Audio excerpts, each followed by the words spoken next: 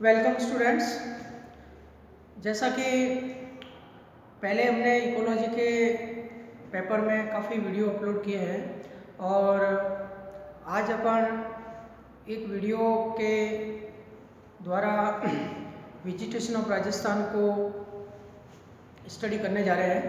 आपके first paper में unit 4 में राजस्थान की वनस्पति है वो आपके सिलेबस में है और यहाँ पे जैसा कि अपना राजस्थान प्रदेश है वो भारत के मानचित्र में, भारतीय जो प्रायद्वीप है उसके मानचित्र में उत्तर पश्चिम में स्थित है और यहाँ की जलवायु काफ़ी शुष्क रहती है और वार्षिक वर्षा की जो दर है वो भी काफ़ी कम है, क्योंकि देश में जलवायु का मुख्य जो स्रोत है वो वर्षा का मुख्य स्रोत है वो दक्षिण पश्चिम मानसून है।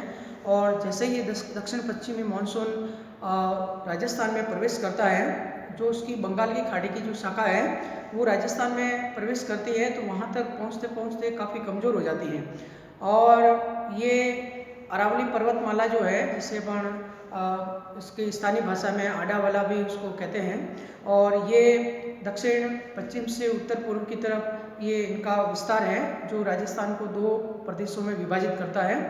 और इस प्रकार से बंगाल की खाड़ी का मानसून जब प्रदेश में प्रवेश करता है तो ये अरावली के पूर्वी भागों में अच्छी बारिश करता है, जहाँ पे जो दक्षिण पूर्वी भाग है, पठारी भाग है, कोटा संभाग, उदयपुर संभाग यहाँ पे, परंतु जैसे ही ये मानसून अरावली को क्रॉस करके पश्चिम की उत्तर पश्चिम की तरफ ये पवनें प्रवाहित होती है तो यहाँ पे वृष्टि छाया प्रदेश बनता है, जिसके कारण यहाँ पे बहुत ही कम बारिश होती है।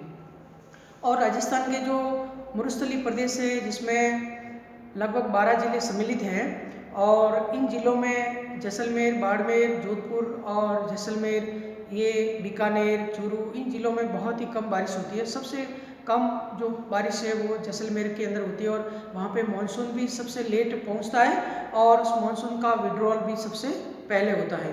तो यहाँ पे ओवरऑल अगर राजस्थान को देखा जाए तो यहाँ की भौगोलिक स्थिति इस प्रकार से है कि यहाँ पे अरावली पर्वतमालाओं के कारण ये 3 भागों में इसको अपन विभाजित कर सकते हैं, जिसमें एक उत्तर पश्चिम का जो मरुस्थलीय प्रदेश है, मरु प्रदेश, इसके अलावा मध्यवर्ती जो हिली एरिया है जिसे अरावली पर्वतमाला कहते हैं और पूर्वी जो भाग है, पूर्वी भागों में या दक्षिण पूर्वी भागों में मैदानी और पठारी भाग है वो सम्मिलित है।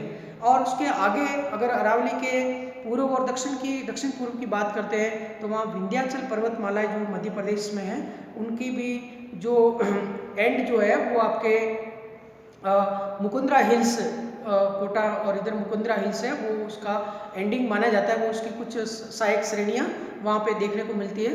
तो इस प्रकार से राजस्थान की भौगोलिक जो स्थिति इस प्रकार से है कि यहाँ की जलवायु है और परिस्थितियाँ हैं वो काफ़ी विषम है, जलवायु शुष्क है, जिसके कारण यहाँ पे जितने भी प्रकार के वनस्पति पाई जाती है वो ज़्यादातर कंटीली वनस्पति या शुष्क वनस्पति या फिर अपन पर्णपाती वनों के रूप में वनस्पति देखने को मिलती है। और जो मरुस्थलीय भाग है जहाँ पे डेजर्ट एरिया है और वहाँ पे बालू का स्तूप है, ये बालू का स्तूप अलग अलग प्रकार के हैं, वहाँ पे जो रेतीले धुरों पे भी अलग प्रकार की वनस्पति मिलती है। इसके अलावा मैदानी भाग जो है वहाँ पे वृक्ष या झाड़ियों के रूप में या पादप जो है वो समूह के रूप में, पैचेस के रूप में जो मैदानी भागों में दिखाई देते हैं, जिसमें राज्य वृक्ष खिजड़ी है, रोहिड़ा है और भी बहुत सारे वनस्पति जो अपन आगे स्टडी करेंगे। इसके साथ साथ मरु प्रदेश में खारे पानी की भी बहुत सारी झीलें हैं, जिसमें डिडवाना है, पचपदरा है, लोन करणसर है और जयपुर के पास सांबर झील है। ये सारे लवणीय प्रदेश है, यहाँ पे लवणीय वनस्पति भी पाई जाती है। और जो लूनी का बेसिन है जो कि आपके बालोतरा जो है बाड़मेर का, वहाँ से ये बेसिन खारा होता है। चूँकि लूनी नदी का उद्गम नागपाड़ की पहाड़ियों से होता है अजमेर के पुष्कर के पास में, लेकिन वहाँ से 100 किलोमीटर तक ये मीठा पानी इसमें प्रवाहित होता है, परंतु बालोतरा से ये इसमें खारापन हो जाता है और ये लवणीय होती है। इसके बाद उनकी जितनी भी सहायक नदी है उनका बहुत बड़ा जो है वो बेसिन बनता है और जहाँ पे ज़्यादातर लवणीय वनस्पति पाई जाती है। और अंत में ये सारी जो सहायक नदियाँ और लूनी नदी हैं ये कच्छ के रण में जाकर समाहित हो जाती हैं। और इस प्रकार से यहाँ पे जो राजस्थान के डेजर्ट में लूनी नदी है, इसके बाद में बाकी पूर्वी भागों में या अरावली पर्वतमालाओं से निकलने वाली जो बनास नदी है वो मुख्य नदी है बनास, और उनकी बहुत सारी सहायक नदियाँ हैं। और इधर एक आपके महू, मध्य प्रदेश में महू के पास जानापाव की पहाड़ियों से बारहमासी जो पेरेनियल रिवर है जिसे चंबल कहते हैं, ये चंबल नदी भी राजस्थान और मध्य प्रदेश के बीच में सीमा रेखा बनाती हुई आपके यमुना के अंदर मिलती है। यह यमुना की सहायक नदी है, बनास है वो चंबल की सहायक नदी है। तो इस प्रकार से चंबल राजस्थान से प्रवाहित होने वाली एकमात्र बारहमासी नदी है। और यहाँ पे कोटा के में भैंसरोडगढ़ है जहाँ पे बनास नदी पर चूलिया, एक प्रसिद्ध चूलिया जलप्रपात भी उपस्थित है। तो जब अपन राजस्थान की वनस्पति पढ़ते हैं तो यहाँ की भौगोलिक परिस्थितियाँ क्या है, यहाँ की जलवायु क्या है, उनकी जो स्थिति है, क्षेत्रफल है, प्राचीन काल से राजस्थान का क्या इतिहास रहा है, ये भी कुछ बातें अपन को स्टडी करनी पड़ती है। तो ओवरऑल अपन राजस्थान की वेजिटेशन से पहले राजस्थान की भौगोलिक परिस्थितियाँ, यहाँ की जलवायु और यहाँ के जो जलवायु प्रदेश कौन कौन से हैं उसके बारे में चर्चा करेंगे। और सेकेंड टॉपिक में जो जलवायु है उसमें जो वनस्पति है उसमें मरुस्थल की वनस्पति, डेजर्ट की वेजिटेशन को स्टडी करेंगे। सेकेंड फेज में अरावली रीजन की वेजिटेशन को स्टडी करेंगे। और थर्ड रीजन में अरावली के जो पूर्वोत्तर भाग है या दक्षिण पूर्वी भाग है, पठारी मैदानी भाग है, उनकी वनस्पति का अपन अध्ययन करेंगे। तो यहाँ पे देखिए राजस्थान जो प्रदेश है जिसमें प्राचीन काल में जब चीनी यात्री हुआनसांग अपने राजस्थान की यात्रा किया था, उन्होंने भिनमाल की भी यात्रा की थी। और ये भिनमाल श्रीमाल प्रदेश के नाम से उस समय जाना जाता था। और हुआनसांग के समय राजस्थान को गुर्जर प्रदेश के नाम से जाना जाता था। इसके बाद में उसको स्वतंत्रता से पहले राजपूताना के नाम से ये फेमस था राजस्थान, मतलब उनका एकीकरण से पहले। और प्रसिद्ध नाम मरु प्रदेश से, क्योंकि ये मरुस्थल है। और राजस्थान का जो थार का मरुस्थल है जो कि राजस्थान के 12 जो उत्तर पश्चिमी जो 12 डिस्ट्रिक्ट्स हैं, 12 जिले, उसमें ये विस्तृत है। और ये थार का रेगिस्तान राजस्थान के अलावा कुछ भाग पंजाब और गुजरात में भी स्थित है। यानी कि थार का मरुस्थल इंडिया में राजस्थान, पंजाब और गुजरात 3 स्टेट में ये उसका प्रसारित है। इसके अलावा पाकिस्तान के सिंध और पंजाब प्रांत ये भी उसमें सम्मिलित है। तो राजस्थान के अंदर कुल अपन अगर क्षेत्रफल की बात करते हैं 3,42,939 वर्ग किलोमीटर राजस्थान का कुल क्षेत्रफल है, जो उसके भौगोलिक क्षेत्रफल, भारतीय भौगोलिक क्षेत्रफल का 10.43% के आसपास ये उसका भौगोलिक क्षेत्रफल है। और यहाँ के ईस्ट और वेस्ट की कुछ लंबाई है, पूर्व से पश्चिम में 869 किलोमीटर और उत्तर से दक्षिण में इसकी 826 किलोमीटर जो है वो उसकी लंबाई है। और अरावली पर्वतमाला जो है वो 692 किलोमीटर जो है वो इसकी लंबाई है।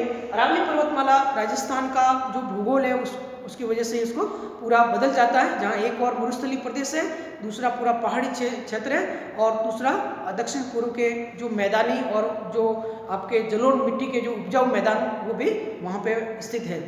आप जानते होंगे कि अरावली पर्वतमाला है ये गुजरात में पालनपुर से होती हुई खेड़ ब्रह्मा और माउंट आबू और इसके बाद में ये पूरे आपके दिल्ली तक इसका विस्तृत है और 692 किलोमीटर लगभग उसकी लंबाई है। और ये दक्षिण पूर्व से उत्तर पश्चिम की ओर इसका विस्तार है।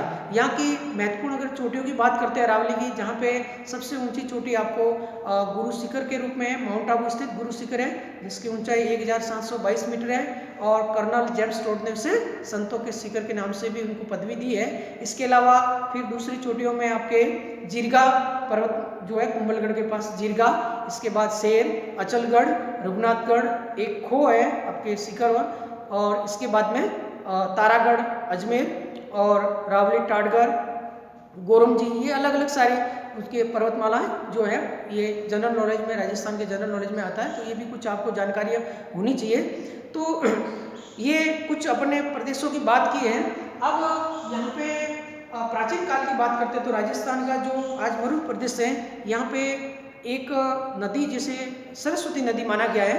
आज भी जियोलॉजिस्ट ने डिस्कवरी के द्वारा पता लगाया कि प्राचीनतम जो नदी है जिसका महत्व ऋग्वेद में गंगा से भी कई गुना ज़्यादा है, उसका वर्णन मिलता है कि ये जो नदी जो है वो हिमालय पर्वतमाला से निकलकर पंजाब और इधर होते हुए राजस्थान के मरु प्रदेश में होते हुए अरब सागर में मिलती थी। और ये नदी अंडरग्राउंड जो भूगर्भीय नदी के रूप में ये प्रसिद्ध थी और धीरे धीरे जलवायु परिवर्तन के कारण ये शुष्क होती गई और सूखती गई। इसके अलावा जो राजस्थान का आज मरुस्थल अपन पढ़ते हैं, थार का मरुस्थल, जो विश्व का सबसे हाईली पॉपुलेटेड डेजर्ट के अंदर माना गया है। यहाँ पे कुछ वैज्ञानिक इसको 33 सागर का भाग मानते हैं, लेकिन कुछ उसे गोंडवाना प्रदेश का भी भाग मानते हैं। तो ये कुछ अपन ने जनरल बातें की हैं राजस्थान से संबंधित। अब अपन राजस्थान की भौगोलिक स्थिति की बात करते हैं तो पश्चिमी शुष्क प्रदेश वेस्टर्न डेजर्ट जो रीजन है, यहाँ पे वेस्टर्न डेजर्ट रीजन जो है, यहाँ पे आपके 12 जिले जो सम्मिलित हैं और यहाँ की भौगोलिक परिस्थितियाँ काफ़ी विषम रहती हैं, क्योंकि यहाँ पे ग्रीष्मकालीन ऋतु के अंदर गर्म हवाएं चलती है, जैसे लू कहते हैं, और इन गर्म हवा के कारण यहाँ की जलवायु जो है वो काफ़ी शुष्क रहती है। वार्षिक वर्षा का औसत है वो बहुत ही कम है। जहाँ पे देखिए ज़्यादातर जो ये 25 से 100 सेंटीमीटर वार्षिक वर्षा होती है, और सबसे कम जैसलमेर के अंदर ये वर्षा का रेट है, बहुत ही कम वार्षिक वर्षा है, 100 सेंटीमीटर से भी कम है। और अगर गर्मियों में तापमान की बात करते हैं शुष्क और अर्धशुष्क क्षेत्रों में, तो नॉर्मल जो गर्मियों में तापमान 40 से 45 और कभी कभी ये आपके 48 से 49 डिग्री सेल्सियस तक भी पहुंच जाता है। और एक मरुस्थल की खासियत होती है डेजर्ट की कि मरुस्थल में चूंकि बालू मिट्टी होती है और वहाँ पे वातावरण में मॉइस्चर बहुत कम होता है और दिन के समय हाई टेम्परेचर रहता है और मिट्टी की संरचना इस प्रकार से होती है और ओपन स्पेस होता है कि डे टाइम में टेम्परेचर अचानक बढ़ जाता है और नाइट के समय रिवर्स कंडीशन होती है, टेम्परेचर बहुत डाउन होता है। कोई भी मरुस्थल है उसमें 2-3 मुख्य विशेषताएं जो है, सबसे पहले वहाँ पे मरुस्थल के अंदर जो बालू मिट्टी होती है उसमें जल धारण क्षमता बहुत कम होती है और पोषक तत्वों की भी भारी कमी होती है। वाटर होल्डिंग कैपेसिटी कम होती है, पोषक तत्वों की भारी कमी होती है, ह्यूमस कंटेंट कम होता है और जल का जो भूमिगत जल स्तर है, वाटर टेबल, वो भी काफ़ी गहराई में होता है। दूसरी बात, वहाँ पे इवेपोट्रांसपिरेशन की बात करते हैं, यानी कि वाष्पीकरण जो है वो भी बहुत ही हाई रेट होता है। तो वहाँ पे ओपन कोई भी झील है, ऐसा कोई वाटर बॉडी है, तो उसमें वाष्पीकरण के कारण जल जल्दी सूख जाता है जलाशय के अंदर, और पादपों के अंदर भी वाष्पीकरण जो होता है, ट्रांसपीरेशन, इसके द्वारा भी जल है वो उसका वेपर फॉर्म में लॉस है वो जल्दी हो जाता है।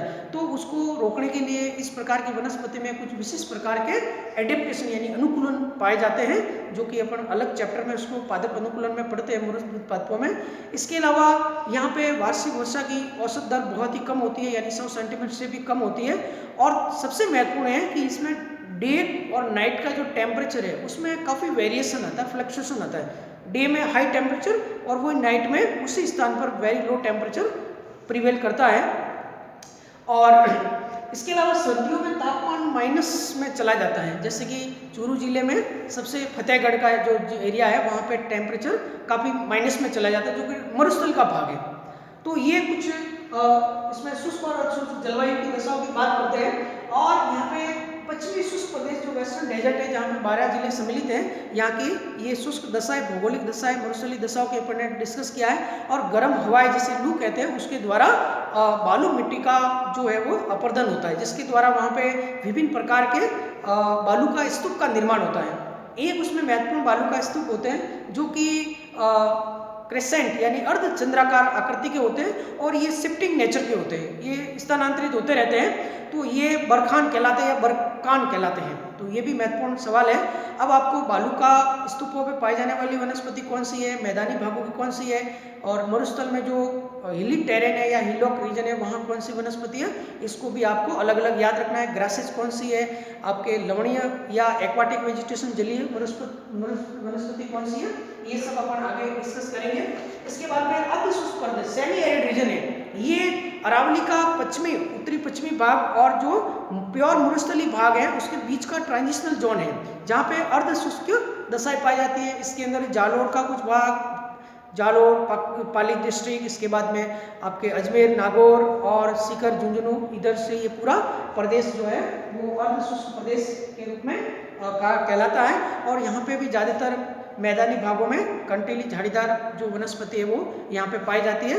और जो डेजर्ट एरिया है वेस्टर्न, वहाँ से वार्षिक औसत वर्षा भी यहाँ थोड़ी सी अधिक होती है, क्योंकि ये दोनों प्रदेश हैं ये आपके अरावली पर्वतमाला पर्वतमाला के उत्तर पश्चिम में। तो जब दक्षिण पश्चिमी मानसून की बंगाल की खाड़ी की शाखा जब राजस्थान में प्रवेश करती है तो अरावली के पश्चिम और उत्तरी पश्चिमी भागों में वृष्टि छाया प्रदेश मिल जाता है, जिसके कारण इन क्षेत्रों में वर्षा है वो बहुत ही कम होती है। तो ये बात है। इसके बाद अरावली या मध्यवर्ती पहाड़ी क्षेत्र जो अपन बोलते हैं, यहाँ पे अरावली के बारे में हमने आपको बता दिया है। अरावली पर्वत की डायरेक्शन क्या है, कहाँ से उत्पन्न होती है, उसकी उत्पत्ति कहाँ से शुरू होती है और कहाँ एंड होती है, इसके बाद टोटल लंबाई कितनी है और उसकी पर्वतमालाएं कौन कौन सी वो आपको बता दिया। अरावली विश्व की सबसे प्राचीनतम जो पर्वतमालाओं में से है और ये एक प्रकार का फोल्डेन माउंटेन श्रेणी के अंदर उसको गिना गया है। और एक अरावली के अंदर भी बीच बीच में कई ऐसे गैप्स है अरावली पहाड़ियों में, जिसके कारण पश्चिमी भाग का जो मरुस्थल है उसके रेतीले भाग है वो जब तेज हवाएं चलती है तो तेज हवा के कारण मरुस्थलीय भागों में मृदा अपरदन होता है। ये राजस्थान के अंदर बहुत ही, अगर ज़्यादा मान लो बाढ़ आ जाता है या फिर जनरली जब तेज हवाएं चलती है तो मृदा का अपरदन जो है, सॉइल इरोजन यहाँ की मुख्य समस्या है। और ये सॉइल उड़ करके अरावली के जो अलग अलग जो अरावली पहाड़ों के बीच में अलग अलग जो आपके खुले भाग हैं, क्षेत्र है, वहाँ से ये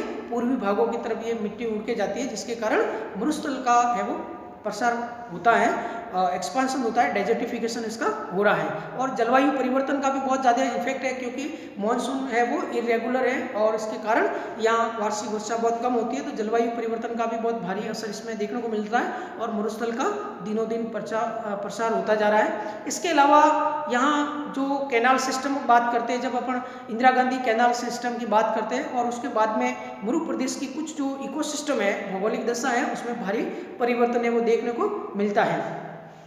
और यहाँ पे राज्य सरकार और केंद्र सरकार की ओर से अलग अलग जो वनस्पति और वन्य जीवों को संरक्षित करने की योजनाएं चल रही है, जिसके अंदर ग्रेट बस्टर्ड जो है, ग्रेट इंडियन बस्टर्ड गोडाउन जो राजस्थान का राज्य पक्षी है, उसको संरक्षण के लिए desert national park wildlife sanctuary का गठन किया गया है। Desert national park wildlife sanctuary ये वन्यजीव अभ्यारण्य है और ये जैसलमेर और बाड़मेर जिलों में फैला हुआ है और ये काफ़ी विस्तृत है। ये सेंचुरी 3162 स्क्वायर किलोमीटर में ये फैली हुई है। और यहाँ पे जो सेवन घास पाई जाती है, सेवन घास का मुख्य स्रोत है वो जैसलमेर जिला है। और जैसे लैसुरियस इंडिकस इसका वनस्पतिक नाम है, ये सेवन घास है, वहीं पे गोडावन पक्षी है वो ज़्यादातर उसका हैबिटेट निवास करता है।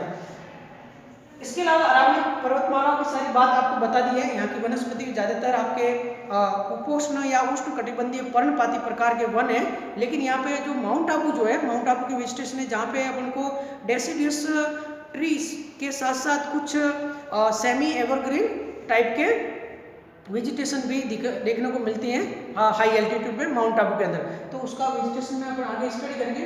पूर्वी प्रदेश जो है, ईस्टर्न रीजन है, ईस्टर्न रीजन की जब अपन बात करते हैं तो यहाँ पे अलग अलग क्षेत्र है, जैसे कि उदयपुर राजसमंद का कुछ भाग और जो कि आपके गोगुंदा है, ये कुंभलगढ़ का भाग है।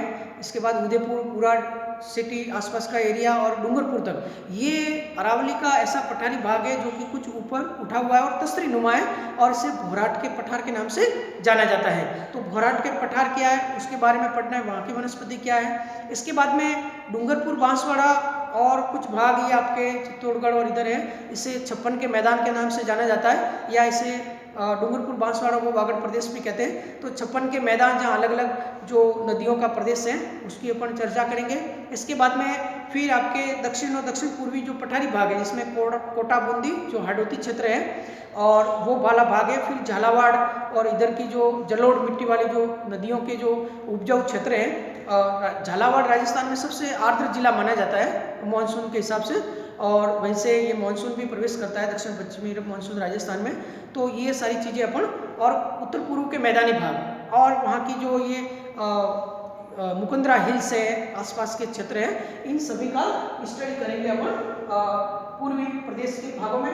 फिर दक्षिण पूर्वी पठारी भाग, साउथ ईस्ट प्लेटो जो है वो मैंने आपको बता दिया है कि जो अलग अलग जो पठारी भाग है, हाडोती का पठार और इन सभी का। तो ये राजस्थान की भौगोलिक स्थिति, यहाँ का इतिहास, क्षेत्रफल और इसकी बातें हुई। जलवायु के बारे में बता दिया, जलवायु शुष्क और अर्धशुष्क है, जहाँ पे बंगाल की खाड़ी का मानसून जो है वो प्रवेश करता है।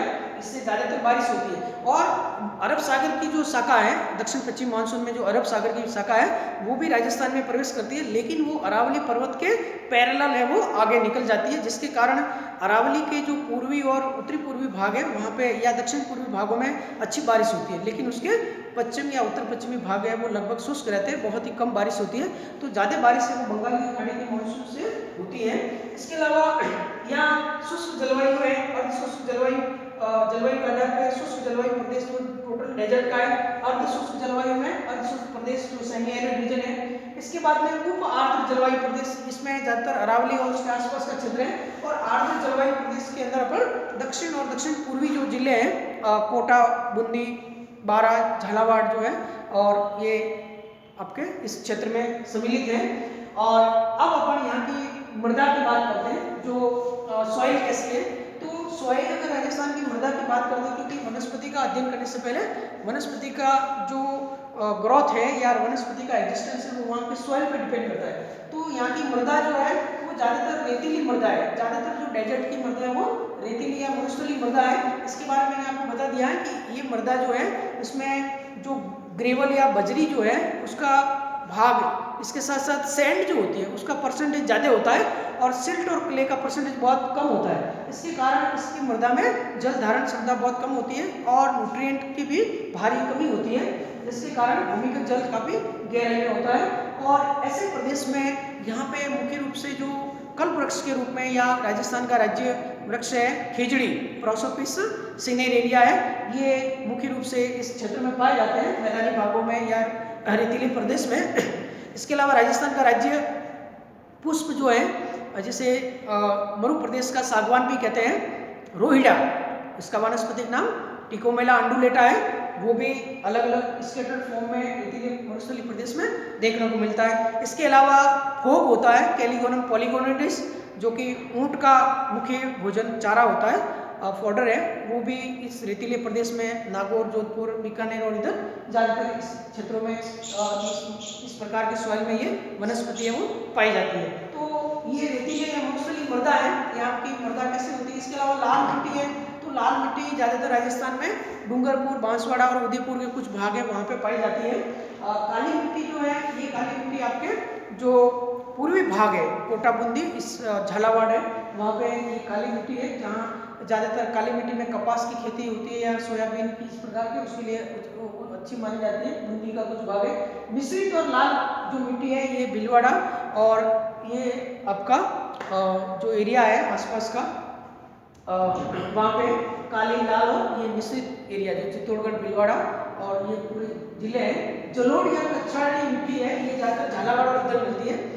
जलोढ़ मिट्टी जहाँ पे बाढ़ आ जाती है बरसात काल में, और ये उपजाऊ मिट्टी काफ़ी होती है, कच्चाई मिट्टी भी कहते हैं, तो ये ज़्यादातर पूर्वोत्तर जिलों में पाई जाती है। और लवणीय मृदा जो है ये ज़्यादातर मरुस्थलीय भाग जो है, मरुस्थल में कहीं कहीं खारे पानी के जो क्षेत्र है, रिजर्वॉयर है, सॉल्टी एरिया है, जहाँ पे पचपदरा, लोणकरणसर, डिडवाना, नागौर में और सांबर का एरिया है। इसके अलावा लूणी का बेसिन है, यहाँ पे ज़्यादातर लवणीय मृदा है।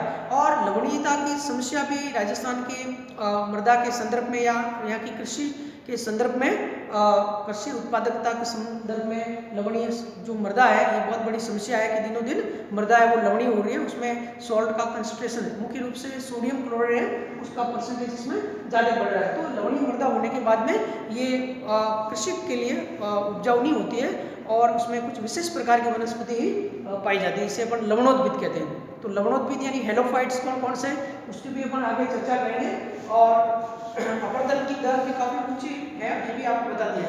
अब यहाँ की जो वनस्पति की बात करते हैं तो यहाँ राजस्थान की जो भी वनस्पति है इसको मुख्य रूप से 3 भागों में अपन डिवाइड करेंगे, ब्रॉडली उसको 3 भागों में डिवाइड करेंगे।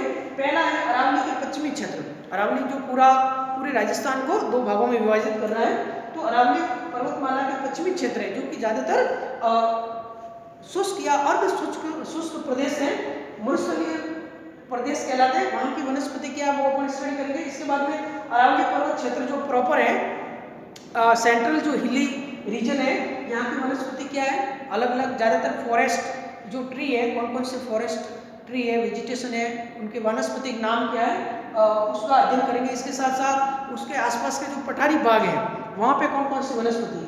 फिर अरावली के पूर्वी भागों में वनस्पति, अरावली के पूर्वी, दक्षिण पूर्वी और उत्तर पूर्वी और पूर्वी भाग में जो भी वनस्पति है, अलग अलग जो टाइप के प्लेन एरिया में या प्लेटो है, पठारी भागों में या हिली एरिया में कौन कौन से वनस्पति है, वन है। इसमें ज़्यादातर जैसे महुआ है वो इस क्षेत्र में होता है, मधुका इंडिका। महुआ के अलावा तेंदुपत्ता है, डायोस्पाइरोस, मेलोनोजाइलोन। इसके अलावा आपके बांस जो डेंड्रोकैलामस स्ट्रक्टस है वो भी इस क्षेत्र में बांसवाड़ा और इधर ज़्यादातर ये पाए जाते हैं। और बुटिया मोनोस्पर्मा वो मेन प्लांट है जिसे ढाक या प्लास कहते हैं,